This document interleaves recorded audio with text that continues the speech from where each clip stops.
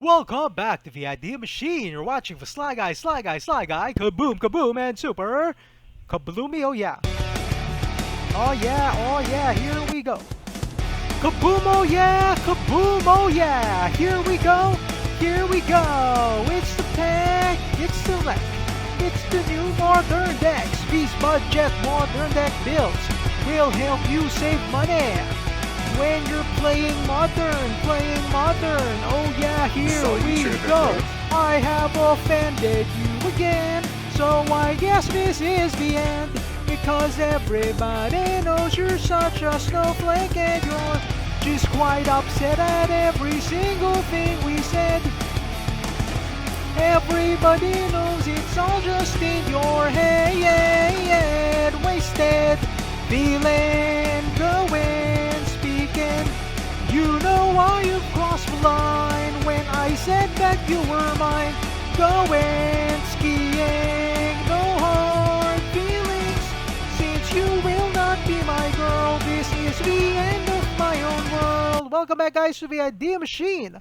We have a Sly Guy, Sly Guy, Sly Guy, and now we're looking at budget modern builds right now with the ongoing recession and with the price of food, price of goods going up and up.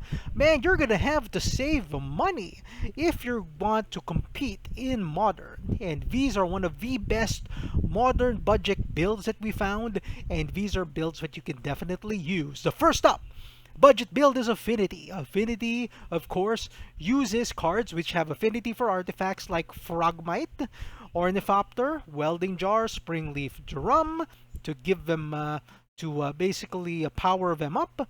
And then you draw cards with Vodcast. Urza's Saga gives you card advantage as well as Sojourner's Companion. Nettlecyst helps with attack. You've got Memnite, the 0 cost 1/1 creature. And you have a bunch of other really powerful cards right here. Well, I'd actually add Cranial Plating in my build, but this build actually works way faster and can kill the opponent's dead in the next few turns. Next up, we've got Narset the Parset, the Parter of the Veils. Yes, so mono blue Narset, okay, uses control, just like Counter Spell, Celestial Colonnade, and by the way, Counter Spell is legal in Modern now, there we go. Prismatic Ending, Path to Exile, but I'd actually add Solitudes instead of Path to Exile, but that'll cost you card advantage and you need another white card in your hand, and since white is just splash, Path to Exile works perfectly here. As well as Narset, the card that makes every vintage player cry. And you finish off your opponent with a Wall of the Storm Giants, a land which becomes an 8/8 Gigantor creature and destroys the opponent. Now in sideboard, we've got Aether Gust, Rest in Peace, Shark Typhoon, Stony Silence, as well as Supreme, a Verdict for more destructive power. Oh yes.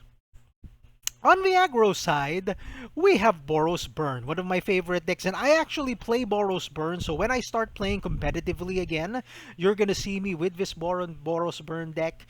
Boros Burn punishes the opponent with Eidolon of Great Revel, so whenever they play their Ops, their Considers, their Brainstorms, whatever, okay, it's going to deal 2 damage to them. Now, next up, you have burn spells like Lightning Bolt, Lightning Helix, Lava Spike, Rift Bolt, everything. As well as the Monastery Swift Spear and your huge Goblin Guide, which will destroy your opponent. Skewer the Critics adds to most damage, as well as Searing Blaze and Skullcrack, making the deck super difficult to beat. Path to Exile allows you to gain advantage in the mirror match or just get rid of big, huge, annoying creatures, which could slow down your attack strategy. Oh yes. Next up is Crab Mill, another one of my favorites. Crab Mill uses the Ruin Crab and the Hedron Crab. And once you have that crab in play, all you have to do is play a bunch of fetch lands, play a bunch of shock lands, keep playing until you mill your opponent to the ground. Oboro, Palace in the Clouds, and Otawara, Soaring City help out with the card advantage. Field of Ruin helps you destroy one of your opponent's lands and fetch a land and put it into play. Drown in Valak adds to your counter spells as well as Archive Trap, helping you protect your permanents in play. Oh yes, Soul Guide Lantern destroys Graveyard Recursion Dread strategies. Now next up, we've got the Urza Saga deck, the amazing Urza Saga deck, which uses black, or the Hammer Time deck, sorry. This is the Hammer Time deck, which uses Black Myth Skill, Colossus Hammer, Ginger Brute, and Giver of Runes. Core Outfitters and your Pure Steel Paladins help draw cards while allowing you to equip your huge Colossus Hammer and decimate your opponent for good. Oh yeah, the Super Hammer deck turns any creature into a 12/12 to wreck your opponent. DED. Man, aggro is so cool.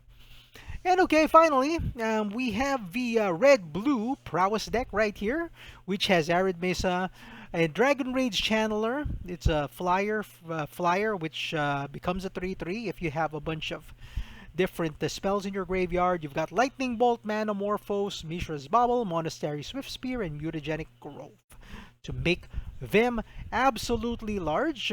My deck actually will be using Phoenixes, but this one actually doesn't. It just uses the prowess mechanic to wreck your opponent dead. So, which favorite budget modern build did you like? Comment below. Once again, this is VID Machine with the Sly Guy, signing off, Rob.